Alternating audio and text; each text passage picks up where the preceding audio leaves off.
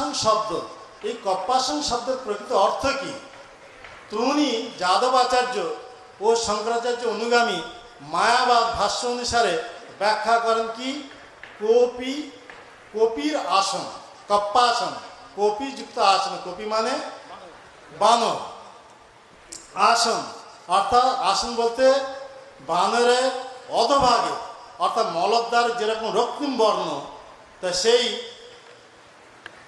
মানে পুণ্ডরীকাক্ষম অর্থাৎ ভগবানের চক্ষুদয় বানরে মলদ্বার যেরকম রক্তিম বর্ণ সেরকম রক্তিম বর্ণ, এইরকম অপব্যাখ্যা করেন।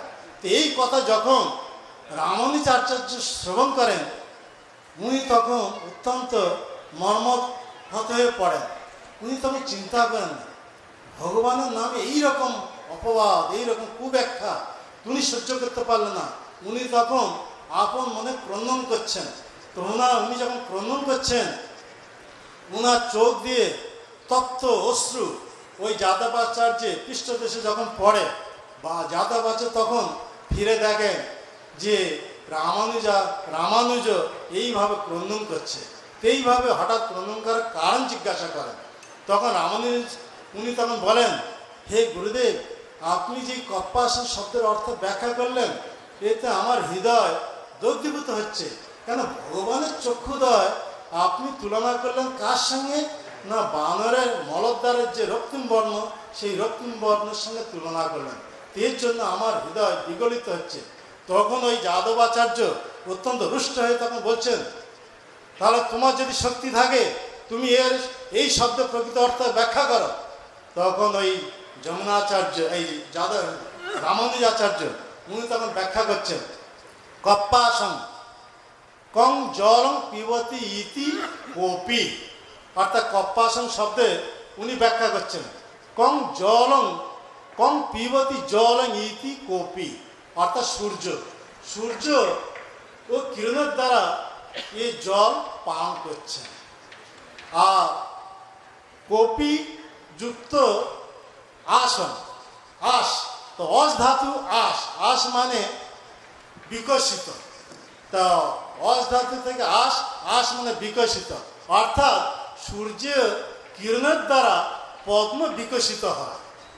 তা সেই আদিত্য মণ্ডল অর্থাৎ সূর্যমণ্ডলে যে বিষ্ণু আছেন, সেই বিষ্ণু চক্ষুদ্বয় রামানুজ আচার্য কার সঙ্গে তুলনা করছেন? না পদ্মের সঙ্গে তুলনা করছে, পদ্মের পেটালের সঙ্গে তুলনা করছেন। পদ্মের পাট অর্থাৎ পদ্মের পাপড়ি যেরকম রক্তিম বর্ণ, সেই পদ্মের পাপড়ির রক্তিম বর্ণের মতন ভগবান বিষ্ণু আঁখি দেয়। তাই যখন রামানুজ আচার্য এইভাবে ব্যাখ্যা করেন, তা শুনে তখন ওই যাদব আচার্য উনি অন্তরে বুঝতে পারলেন এ হচ্ছে প্রকৃত অর্থ। কিন্তু ও শঙ্করাচার্য এই মায়াবাদ ভাষ্য স্থাপন করার জন্য বাহ্যিকভাবে বললেন কি, তুমি যে অর্থ করলে এ হচ্ছে গৌণ। কিন্তু অন্তরে বুঝতে পেরেছেন যে ভবিষ্যতে এ শঙ্করাচার্য এই যে ভাষ্যের এক মহান শত্রু হবে, এই চিন্তা করলেন কে? রামানুজ আচার্য। কেন রামানুজ আচার্য হচ্ছেন রাম অনুজ। রাম অনুজ বলতে রামের অনুজ মানে পশ্চাতে যে জন্মগ্রহণ করেছিলেন, অর্থাৎ লক্ষণ, মানে রামানুজ বলতে লক্ষণ, অর্থাৎ সেই লক্ষণ এসেছেন রামানুজ আচার্য রূপে। তাই ইনি সেই সৎ শাস্ত্র স্থাপন করার জন্য এসেছেন। তা মায়াবাদ শাস্ত্র এখানে দেখা যাচ্ছে শঙ্করাচার্য যে মায়াবাদ শাস্ত্র প্রবর্তন করেছিলেন, এই মায়াবাদ শাস্ত্র বুদ্ধদেব বেদকে অস্বীকার করে নাস্তিক হয়েছিলেন। কিন্তু শঙ্করাচার্য বেদকে আশ্রয় করে যে মায়াবাদ শাস্ত্র প্রবর্তন করেন, তা বৌদ্ধ ধর্ম থেকে আরো ভয়ঙ্কর। তাই শাস্ত্রে বলা হচ্ছে, বেদ না মানিয়া বৌদ্ধ হইল নাস্তিক, বেদাশ্রয় মায়াবাদ বৌদ্ধকে অধিক। অর্থাৎ বেদ না মেনে বৌদ্ধ ধর্মাবলম্বী ওরা সব নাস্তিক। নাস্তিক কেন? বেদ না মানার জন্য ওরা সব নাস্তিক। ওরা সরাসরি বেদকে মানল না মানার জন্য ওরা নাস্তিক। কিন্তু শঙ্করাচার্য বেদকে আশ্রয় করে ও নাস্তিকবাদ থেকে আরো ভয়ঙ্কর। কেন? ভগবানের সাকার রূপ স্বীকার না করে নিরাকার নির্বিশেষ রূপ উনি প্রবর্তন করেন। তো সমগ্র জগতে যখন এই নিরাকার নির্বিশেষ রূপ প্রবর্তন করেন, তো ওই নিরাকার নির্বিশেষ রূপ খণ্ডন করে কিভাবে ভগবানের সাকার রূপ স্থাপন করবেন, তার জন্য এই বৈষ্ণব আচার্যরা সবাই। তাই এই বৈষ্ণব আচার্য চারটি সৎ সম্প্রদায়, চারটি সৎ সম্প্রদায়ের মধ্যে শ্রী সম্প্রদায়, শ্রী, ব্রহ্ম, রুদ্র, সনাতন, এই চারটি বৈষ্ণব সম্প্রদায়। এই চারটি বৈষ্ণব সম্প্রদায় কলিযুগে আচার্য হচ্ছেন কারা না, এই রামানুজাচার্য, মধ্বাচার্য, বিষ্ণু স্বামী আচার্য, নিম্বাক আচার্য। এই চারজন আচার্য এসে ওই মায়াবাদ শাস্ত্র খণ্ডন করে ওরা নিজ নিজ বৈষ্ণব ধর্ম এই প্রবর্তন করেন, ভগবানের সাকার রূপ প্রতিপাদন করেন। তাই রামানুজাচার্য যে দর্শন দিয়েছিলেন সে দর্শনকে বলা হচ্ছে কি বিশিষ্ট অদ্বৈতবাদ, কিন্তু শঙ্করাচার্য যে দর্শন দিয়েছিলেন তাকে বলা হচ্ছে কেবল অদ্বৈতবাদ, অর্থাৎ বিদ্ধ অদ্বৈতবাদ। এই বিদ্ধ অদ্বৈতবাদ ভগবানের সাকার রূপ স্বীকার না করে ভগবানকে নিরাকার নির্বিশেষ রূপে প্রচার করেছেন। তা রামানুজাচার্য এসে কি করলেন না, ওই নির্বিশেষ নিরাকার খণ্ডন করে উনি স্থাপন করেন ভগবানের সাকার। তাই উনি ওনার এই দর্শনের নাম দিলেন কি যে বিশিষ্ট অদ্বৈতবাদ। তারপর এলেন আমরা দেখব মধ্বাচার্য এসে শুদ্ধ দ্বৈতবাদ, অর্থাৎ জীব এবং ভগবান এই দুই তত্ত্ব উনি এই হিসাবে প্রবর্তন করার জন্য ওনার ফটোতে দেখবেন হাতে দুইটি অঙ্গুলি দেখা যায়, অর্থাৎ জীব আর ভগবান কখনো এক নয়, এই হিসাবে উনি এই বৈষ্ণব সিদ্ধান্ত স্থাপন করেন। তারপরে এলেন আমরা দেখব ওই যে রুদ্র সম্প্রদায়ে বিষ্ণু স্বামী শুদ্ধ অদ্বৈতবাদ, এই বৈষ্ণব ভগবানের সাকার রূপ উনি প্রতিপাদন করেন। তারপর নিম্বার্ক আচার্য এলেন, নিম্বার্ক আচার্য এসে উনি ভগবানের সাকার রূপ স্থাপন করার জন্য দ্বৈত অদ্বৈতবাদ এই দর্শন স্থাপন করেন। তা আমরা দেখব এই যে চারটি সৎ সম্প্রদায়, চারটি সম্প্রদায়ের মধ্যে এই যে রামানুজ সম্প্রদায় প্রচার প্রসার না হওয়ার জন্য ও সম্প্রদায় সংকীর্ণ রূপ ধারণ করেছে। এই সংকীর্ণ রূপ ধারণ করে এখন মুষ্টিবদ্ধ হিসাবে ওই শ্রীরঙ্গম ক্ষেত্রে অবস্থান করছে, কারণ ও সংস্থা থেকে ও সংঘ থেকে প্রচার প্রসার না হওয়ার জন্য ও সংকীর্ণ রূপ হিসাবে শ্রীরঙ্গম ক্ষেত্রে ও অবস্থান করছে। তারপর দেখব রুদ্র সম্প্রদায় যদিও সৎ সম্প্রদায়, কিন্তু রুদ্র সম্প্রদায় থেকে প্রচার প্রসার না হওয়ার জন্য ও রুদ্র সম্প্রদায় ও সংকীর্ণ রূপ ধারণ করছে। তারপর নিম্বার্ক সম্প্রদায় প্রচার প্রসার না হওয়ার জন্য ও সম্প্রদায় একেবারে লুপ্ত হতে চলেছে, কেবল থাকছে একটি সম্প্রদায় ব্রহ্ম সম্প্রদায়।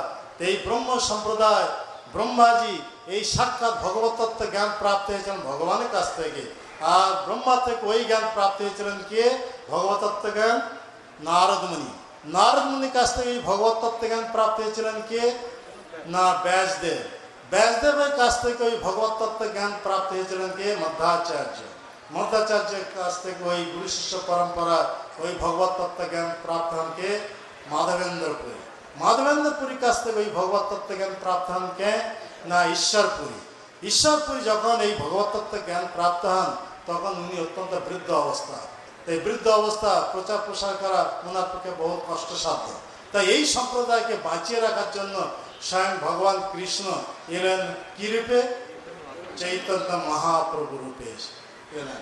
চৈতন্য মহাপ্রভু রূপে এসে ওই ঈশ্বরপুরীকে গুরু হিসাবে গ্রহণ করে ওনার কাছ থেকে এই ভগবত তত্ত্ব জ্ঞান প্রাপ্ত হন। কিন্তু চৈতন্য মহাপ্রভু সাক্ষাৎ কৃষ্ণ, সাক্ষাৎ জগন্নাথ, জ্ঞান লাভের কোনো আবশ্যক নেই, যেহেতু এই সম্প্রদায়কে বাঁচিয়ে রাখার জন্য উনি আচার্য রূপে এসেছেন, ভক্ত ভাব নিয়ে এসেছেন। তাই উনি ঈশ্বরপুরীকে গুরু হিসাবে গ্রহণ করে এইভাবে অভিনয় করেন, ওনার কাছ থেকে এই ভগবত তত্ত্ব জ্ঞান প্রাপ্ত হন। তো ওই মহাপ্রভুর কাছ থেকে এই ভগবত তত্ত্ব জ্ঞান প্রাপ্ত হন কে?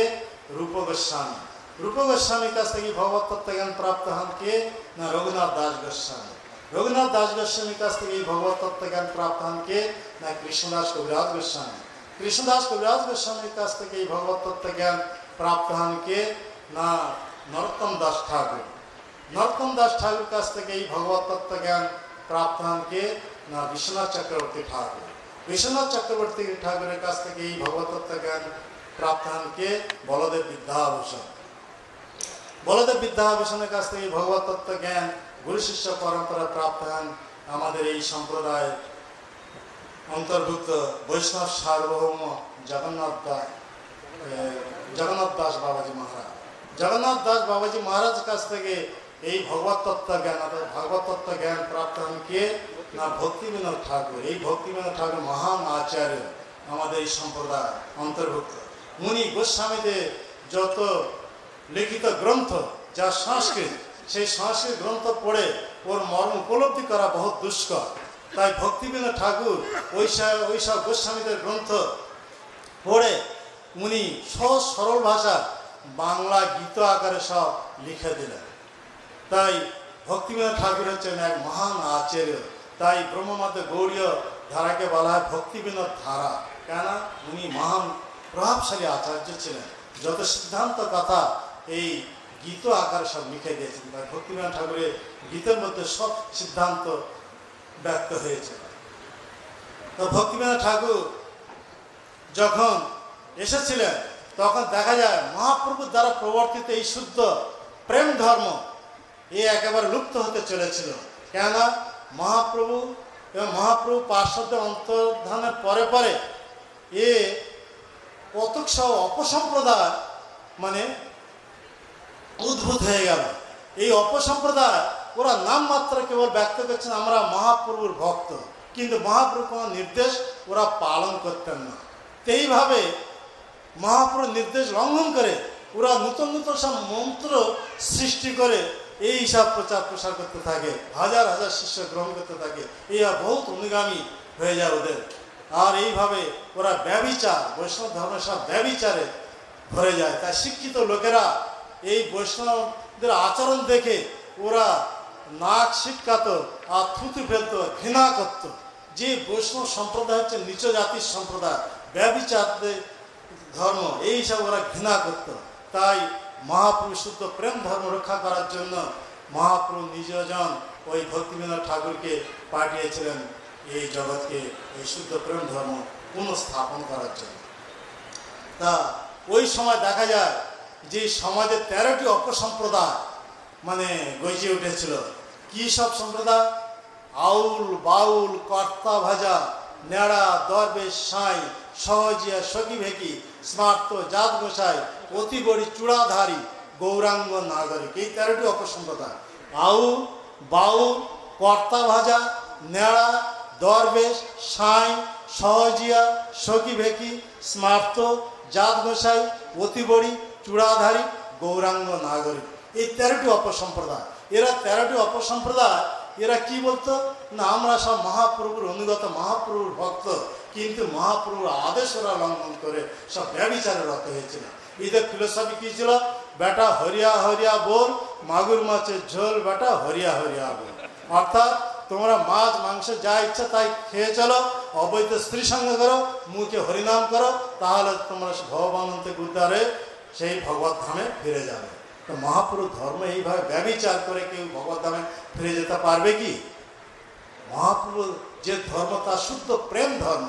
তাই বৈষ্ণব আচার্য বলছেন যে কৃষ্ণের সংসার করো ছাড়ি অনাচার, জীবে দয়া নামে রুচি সর্বধর্ম সার।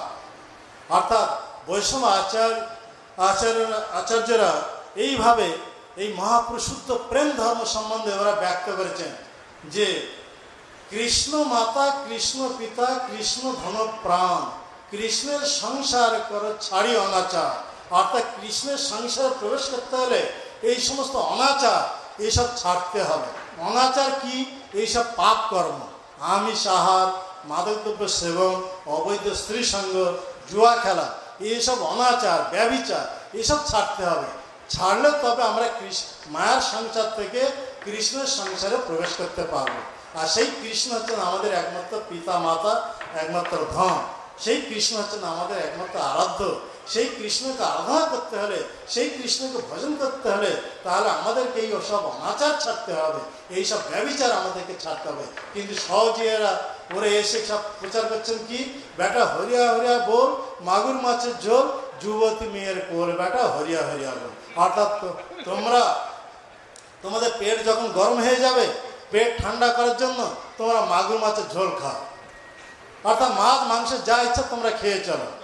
আর তোমাদের মধ্যে কামপীড়া যখন তোমরা উৎপীড়িত হয়ে পড়ছো, তখন তোমরা অবৈধ স্ত্রী সঙ্গ করে এই কামপীড়া প্রশমিত করো। এইভাবে ব্যভিচার করে কেউ ভগবান থেকে উদ্ধার হতে পারবে না। এই হচ্ছে মহাপ্রভু বিশুদ্ধ প্রেম ধর্ম নয়। তাই এইভাবে সমাজে যখন ব্যভিচারে ভরে যায়, এই বৈষ্ণব বেশ ধারণ সহজিয়াদের এই আচরণ দেখে সমাজের শিক্ষিত লোকেরা তখন এই বৈষ্ণব ধর্মকে নিন্দা করতে থাকে। তখন ওরা বলতে থাকে এই বৈষ্ণব ধর্ম হচ্ছে সবচেয়ে নিচ জাতির ধর্ম, ব্যভিচারীদের ধর্ম। তাই ওরা বৈষ্ণব দেখলে নিন্দা করত। তা সেই মহাপ্রভু শুদ্ধ প্রেম ধর্ম স্থাপন করার জন্য এই ভক্তি বিনোদ ঠাকুর এসেছিলেন। উনি কেদারনাথ দত্ত নামে পরিচিত ছিলেন। তারপরে এই ভক্তি বিনোদ ঠাকুর নামে সমগ্র জগতে উনি প্রসিদ্ধি লাভ করেছেন। তো এই ভক্তি বিনোদ ভক্তিধারা সমগ্র জগতে প্লাবিত করেন। বিবিধ ভাষা এই মহাপ্রভুর শিক্ষা সব গ্রন্থ প্রণয়ন করে। হিন্দি ভাষা, উর্দু ভাষা, ফার্সি ভাষা, ইংরেজি ভাষা এবং বাংলা ভাষা, বিভিন্ন ভাষায় মহাপ্রভু সিদ্ধান্ত কথা এবং মহাপ্রভু মত এবং গোস্বামীদের এই সব সিদ্ধান্ত এই বিবিধ ভাষা অনুবাদ করে যখন বিবিধ গ্রন্থ সব প্রণয়ন করেন, সমাজে যখন শিক্ষিত লোকেরা এই গ্রন্থ যখন পড়তে থাকেন, তখন ওরা বুঝতে পারেন আরে আরে এই মহাপ্রভুর যে ধর্ম তা বিশুদ্ধ প্রেম ধর্ম।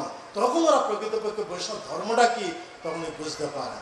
আর সেই ভক্তিবিনোদ ঠাকুর ভবিষ্যৎবাণী করেছিলেন যে একদিন আসবে দেশি বিদেশি অর্থাৎ শ্বেত বর্ণ কালো বর্ণ লোকেরা একসঙ্গে এই নবদ্বীপ পরিক্রমার সময় ওরা জয় সচিনন্দন জয় সচিনন্দন এইভাবে উচ্চারণ করতে করতে হরে কৃষ্ণ মহামন্ত্র এইভাবে কীর্তন করতে করতে পরস্পরকে আলিঙ্গন করবে।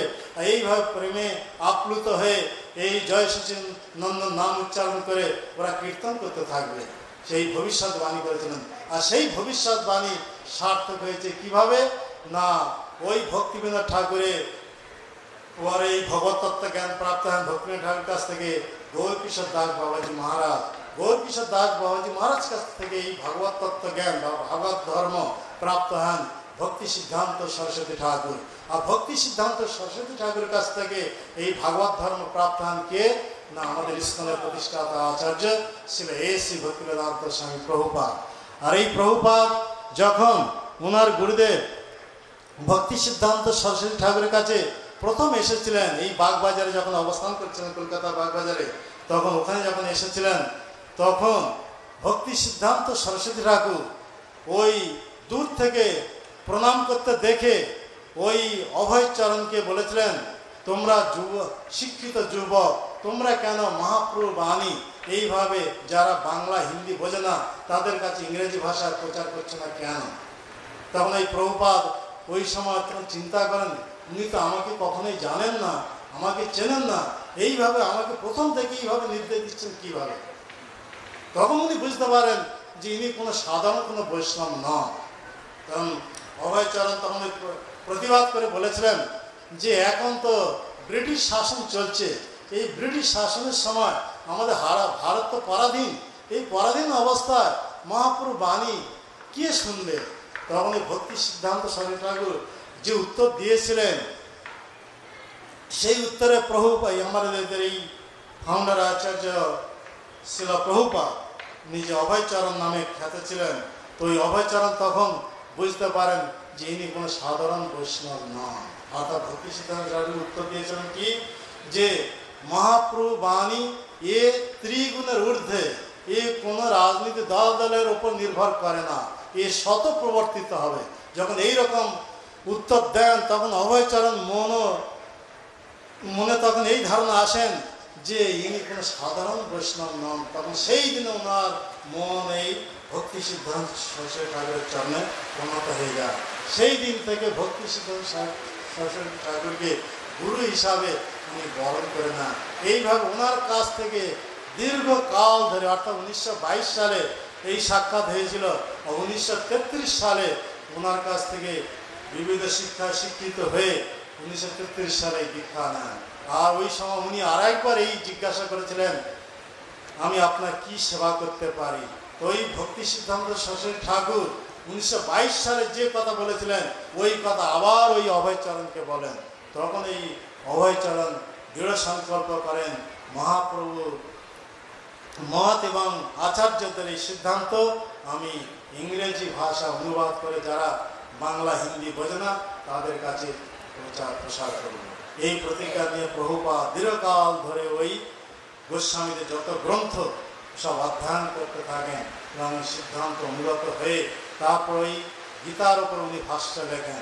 গীতার ওপর যখন ভাষ্য লিখছেন তখন উনি চিন্তা করলেন গীতা বহুত ভাষ্য সব প্রচলিত আছে, কিন্তু এই সব ভাষ্য যারা লিখেছেন ওরা কেউ ভগবানের ভক্ত না, তা ওদের দ্বারা প্রবর্তিত এই ভাষ্য সব বিকৃত ভাষ্য।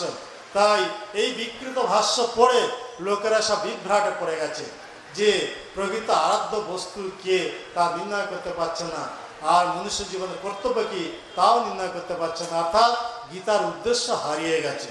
তাই গীতার উদ্দেশ্য স্থাপন করার জন্য প্রভুপাদ উনি ভগবানের কাছে প্রার্থনা করেন, ভগবানের কাছে প্রার্থনা করে উনি এই প্রকৃত গীতার ভাষ্য উনি প্রণয়ন করেন। আর প্রভুপাদ ছিলেন ভগবানের শুদ্ধ ভক্ত, আর যিনি ভগবানের শুদ্ধ ভক্ত তার হৃদয়ে ভগবান অবস্থান করেন। তাই বৈষ্ণব গীতা বলা হচ্ছে, তোমার হৃদয়ে সদা গোবিন্দ বিশ্রাম, গোবিন্দ কহেন মম বৈষ্ণব পরাম। তা প্রভুপাদ যেহেতু ভগবানের শুদ্ধ ভক্ত, সেই ভগবানের গীতা ভাষ্য, গীতা যে উদ্দেশ্য তা জগতে স্থাপন করার জন্য ভগবানের কাছে যখন প্রার্থনা করেন, ভগবানের কাছ থেকে করুণা প্রাপ্ত হয়, কৃষ্ণের কাছ থেকে করুণা প্রাপ্ত হয়, উনি এই ভক্তি বেদান্ত ভাষ্য লেখেন। এই ভাষ্য নিয়ে যখন উনি পাশ্চাত্য দেশে গিয়ে যখন প্রচার করছেন, তো ওই পাশ্চাত্য দেশবাসী শিক্ষিত লোকেরা তখন প্রভুপাদের কাছে এসে বলছেন, ওহে স্বামীজি, আপনার আগে কত ভাষ্য সব প্রচলিত আছে, তা আপনি কেন আরেকটা ভাষ্য লিখে লোকেদের বিভ্রাটে ফেলছেন? তখন প্রভুপাদ ওই সময় এই উত্তর দিয়েছিলেন ওদেরকে যে আমার আগে যারা সব ভাষ্য লিখেছিলেন ওরা কেউ কৃষ্ণের ভক্ত ছিলেন না, তাই ওরা যা গীতার উপর ভাষ্য দিয়েছেন ওদের সব মনোকল্পিত ভাষ্য। তা মনোকল্পিত ভাষ্য দেওয়ার জন্য গীতার উদ্দেশ্য হারিয়ে গেছে। তাই প্রভুপাদ ওই সময় উল্লেখ করছেন, আপনারা জানেন তো গান্ধীজির নাম শুনেছেন তো? বলে, হ্যাঁ আমরা গান্ধীজির নাম শুনেছি, যিনি জাতি জনগণ নামে সমগ্র পৃথিবীতে প্রসিদ্ধ। তখন প্রভুপাদ বলছেন গান্ধীজি সম্বন্ধে, যে ওই গান্ধীজি যিনি সবসময় হাতে একটা গীতা রাখতেন, আর রাজনৈতিক ব্যাপারে যখন গোলযোগ আসে এবং মনে যখন অশান্তি পায় তখন এই গীতার শ্লোক পড়ে ও মনকে শান্ত করত। আর সেই গান্ধীজি গীতার উপর ভাষ্য দিচ্ছেন কি না, কৃষ্ণ বলে কোনো ব্যক্তি আছেন কিনা আমি জানি না। দেখুন প্রভুপাদ এই কথা বলছেন, গান্ধীজি গীতার উপর ভাষ্য কি দিচ্ছেন, যে কৃষ্ণ বলে কোনো ব্যক্তি আছেন কিনা আমি জানি না, অর্থাৎ কৃষ্ণ বলে কোনো ব্যক্তি ছিলেন না, উনি এই ভাষ্য দিচ্ছেন। যে লোক সবসময় হাতে গীতা রাখেন আর রাজনৈতিক ব্যাপারে যখন গোলযোগ আসে, মনে যখন অশান্তি অনুভব করেন, এই গীতা শ্লোক পড়ে শান্ত হতেন, তিনি গীতার উপর এইরকম ভাষ্য দিচ্ছেন।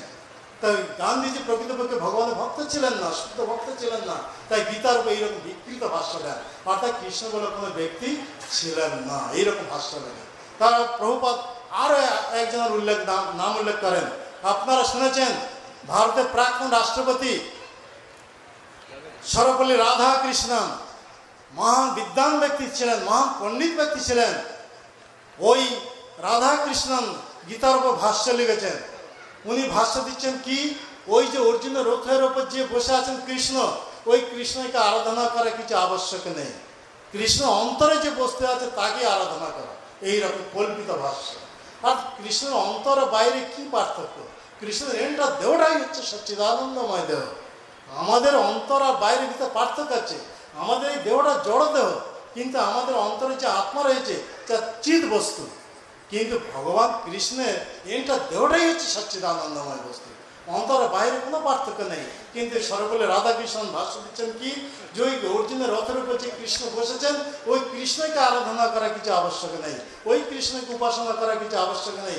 কৃষ্ণের অন্তরে যে বস্তু আছে, অর্থাৎ কৃষ্ণ অন্তরে যে আত্মা আছে, সেই আত্মাকে উপাসনা করা। এইরকম সব বিকৃত ভাষ্য। তা প্রভুপাদ আরো বলছেন যে যারা শিবের ভক্ত, যারা কালীর ভক্ত, ওরা যখন গীতার উপর ভাষ্য লিখছেন, ওরা কি ভাষ্য দিচ্ছেন না, কৃষ্ণ যে অন্তিম উপদেশ দিয়েছেন সর্বধর্ম পরিত্যাজ্য মামেকং শরণং ব্রজ, ওরা এই শ্লোকের উপর ভাষ্য লিখছেন কি, যে এই শ্লোকের প্রকৃত অর্থ হচ্ছে তোমরা সব কিছু পরিত্যাগ করে এই শিবের চরণে শরণাপন্ন হও। কে যদি কালীর ভক্ত হবে, সে ভাষ্য দিচ্ছেন কি, তোমরা সব কিছু পরিবর্তন করে এই কালীর চরণে শরণাপন্ন হও, অর্থাৎ কালী কৃষ্ণ এক। এইরকম সব বিকৃত ভাষ্য, এইরকম বিকৃত ভাষ্য যখন প্রভুপাদ উল্লেখ করে বলছেন যে এইভাবে সব যারা কৃষ্ণ ভক্ত না, ওরা সব গীতার উপর ভাষ্য লিখেছেন, এই সব ভাষ্য সব বিকৃত ভাষ্য, এইসব ভাষ্য পড়ে লোকেরা সব কনফিউজে পড়ে গেছে। আমি তখন দেখলাম যে গীতার যে উদ্দেশ্য, যে পরম ব্রহ্ম পরম পুরুষ, সেই যে কৃষ্ণ, কৃষ্ণকে স্থাপন করার জন্য ভগবান কৃষ্ণ এই কুরুক্ষেত্রের যুদ্ধের আয়োজন করে অর্জুনের মধ্যে মোহ জাত করিয়ে এই অর্জুনের মোহ দূর করার জন্য এই গীতা প্রদান করেন সমগ্র জগৎবাসীদের কল্যাণের জন্য। আর সেই গীতাতে অন্তিম উপদেশ দেন, এই দুর্লভ মনুষ্যদের আমরা প্রাপ্ত হয়ে আমাদের 4টি কার্য আমাদের করতে হবে। সেই 4টি কার্য যদি আমরা করব, তাহলে আমরা ভগবান থেকে মুক্ত হয়ে ভগবত ধামে ফিরে যাব। তো সেই 4টি কার্য কি? মনেতে সবসময় আমার কথা চিন্তা কর, মন মন ভব মদ ভক্ত, আমার ভক্ত হ।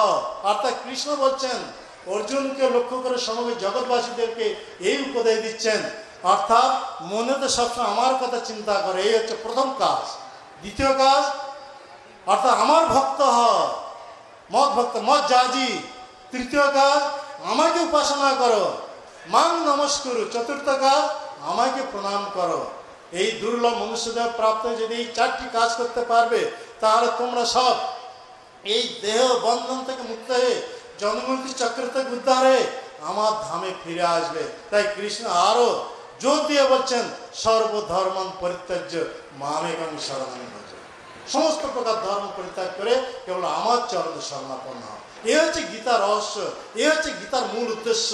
গীতার মূল উদ্দেশ্য হচ্ছে এই দুর্লভ মনুষ্যদের একবার তো কর্তব্য হচ্ছে সেই পরমেশ্বর ভগবান শ্রীকৃষ্ণের চরণে শরণাপন্ন হওয়া। আর সেই কৃষ্ণ এই কলিযুগে এসেছেন চৈতন্য মহাপ্রভু রূপে। আর চৈতন্য মহাপ্রভু রূপে এসে উনি মত ব্যক্ত করছেন। কি মত?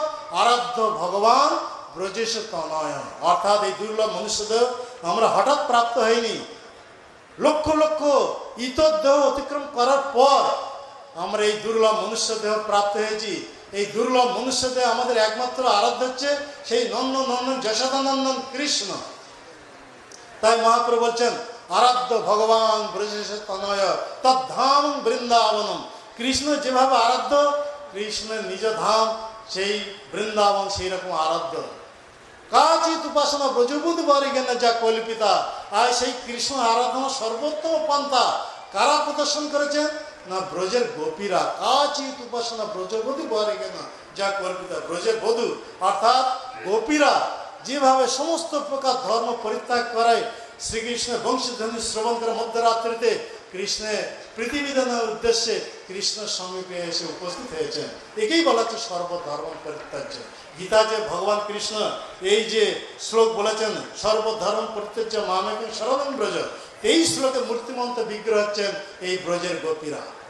তা ব্রজের গোপীরা এইভাবে সব কিছু পরিত্যাগ করে এই কৃষ্ণের চরণে শরণাপন্ন হয়েছেন। এই কথা কোথায় উল্লেখ আছে না? শ্রীমদ্ ভাগবতম। সেই শ্রীমদ্ ভাগবতে কিরকম শাস্ত্র? অমল পুরাণ। শ্রীমদ্ ভাগবতম অমলম পুরাণম প্রেমাত্মার্থ মহান। আর সেই শ্রীমদ্ ভাগবত কার দ্বারা রচিত না? সাক্ষাৎ ভগবানের অবতার ব্যাসদেবের দ্বারা রচিত। তাই এই শ্রীমদ্ ভাগবত হচ্ছে একমাত্র প্রামাণিক শাস্ত্র। সেই প্রামাণিক শাস্ত্র কি নির্দেশ দেওয়া আছে? প্রেমাত্মার্থ মহান। প্রেমাত্মার্থ অর্থাৎ পুরুষের একমাত্র অর্থাৎ মানুষের একমাত্র লক্ষ্য হচ্ছে এই কৃষ্ণ প্রেমধন লাভ করা। এই উদ্দেশ্যে। এটা কার মত? না চৈতন্য মহাপ্রভুর মত। সেই চৈতন্য মহাপ্রভু কে? না সেই চৈতন্য মহাপ্রভু হচ্ছে সাক্ষাৎ কৃষ্ণ। তাই সেই চৈতন্য মহাপ্রভু মত ব্যতীত আমরা অন্য আর কারোর মত গ্রহণ করব না।